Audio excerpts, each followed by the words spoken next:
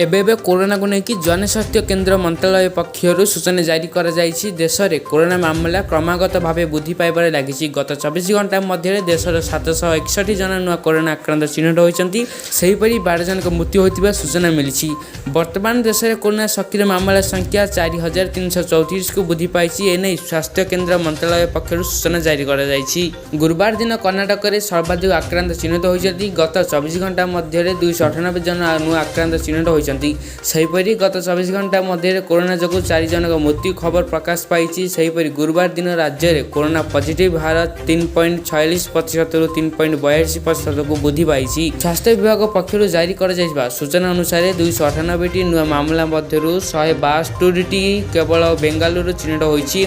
वर्तमान एठारे समुदाय 704 सक्रिय मामला चिन्हित हो रही। कर्णाटक हासन जिले में 19टी, मिसुरु में 18टी और दक्षिण कन्नड़ 11टी सक्रिय मामला रही। चामराजनगर 8टी मामला चिन्हित होती। सेहीपरि बल्लारी और कोप्पाला 6 रु 3टी नुआ मामला देखा मिली। डुकमुरु, विजयनगर और चिक्कामालुरे 5 रु सक्रिय मामला चिन्हित हो रही।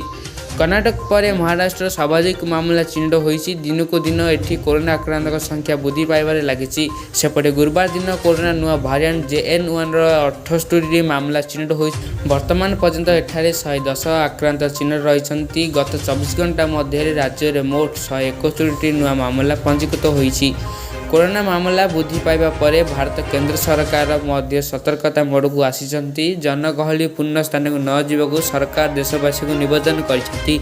यह सहित मास्क पिंधा और सामाजिक दूरता रक्षा करने कहुई। तो यही थी आज कोरोना को नहीं संपूर्ण खबर। वीडियो भल लगे वीडियो को लाइक करूँ, सांसारिक मानस शेयर करूँ, चैनल पर चैनल को सब्सक्राइब करूँ।